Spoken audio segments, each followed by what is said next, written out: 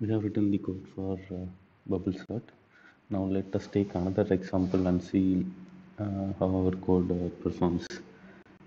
We'll take another array which is of the same size, that is size 5, and the contents of the array is 4, 5, 6, 7, 8, and we want to sort it in ascending order. But if you see here, the array is already in a sorted order. So we'll see how our code works. When we come to the first, we will compare the first and second element, and we'll see if it is not in order. Since swap the elements, and we'll move to the second position and compare it to the third, and we'll see if it is in order. Since it is in order, we will not do any swap and move to the third position. And also again third position, it will compare with 4 and it is in order, and we will not do any swap. Move to the next position and compare, and since it is in order, we will not do any swap. So here you can see that at the end of the first pass, we didn't do any swap, but the array is in a sorted order. But our code, what it will does is, it will start from beginning, and it will execute till it reaches last equal to 1. So what will happen is, at the end of first pass, last will be changed to 4. So again it will start with the second pass, do the same comparison, and since the array is already in sorted condition, it will not do any swap, and then decrement the value of last and move to the third pass and go through the same processing, and it will decrement the value of last, and it will go to the fourth pass, and it will complete the processing when it reaches the first position.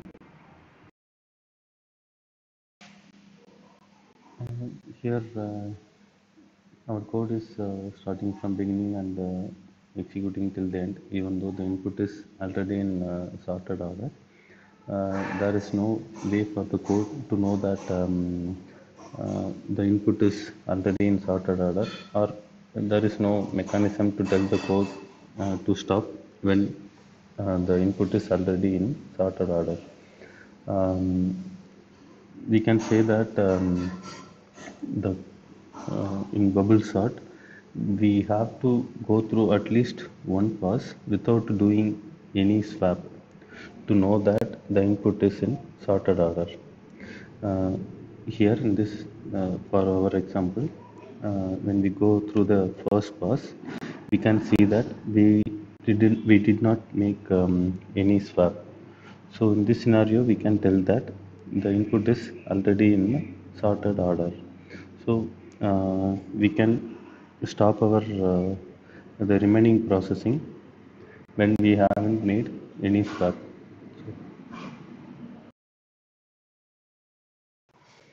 So what we do is, we'll make use of a indicator. Let us assume the name of the indicator is swap, and we'll check the value of this indicator at the end of each pass to know that if any swap is made or not. Before starting the pass, we will set the value as false, and during the execution of the pass, if there is any swap is made, we will move the value as true. So in our sample example, there were no swap made, so the value remains false when we check the value here.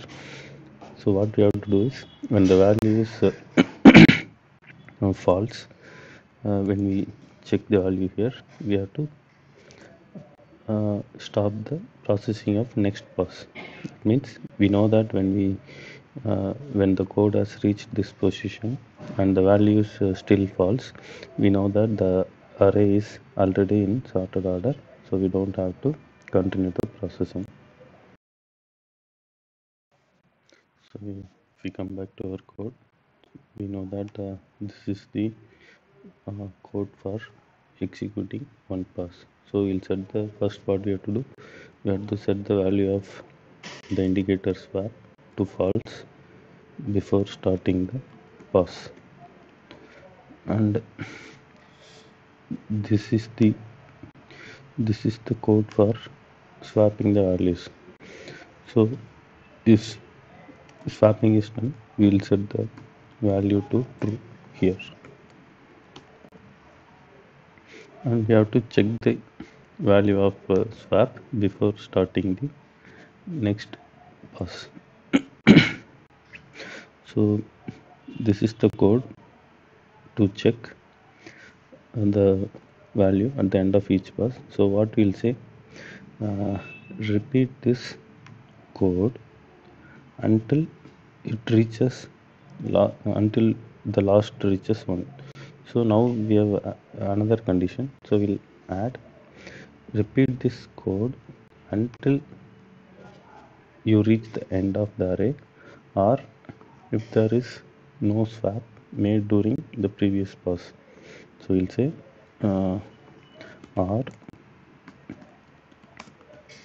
not swap, or this is same as swap equal to false. We can write it as like swap equal to false or not swap, both are same.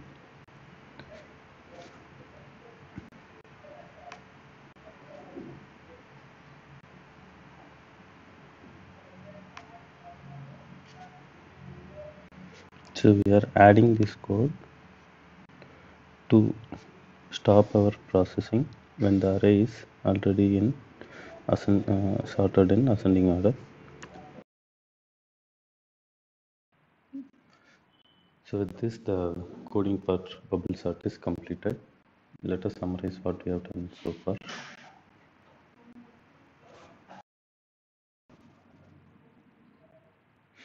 And we have assigned the starting position for the array, size of the array, and we assigned set the indicator as false, and this is the code for uh, executing each pass, and this part will tell the code to repeat until we reach the end of the array, or the elements are already in sorted order. Thank you.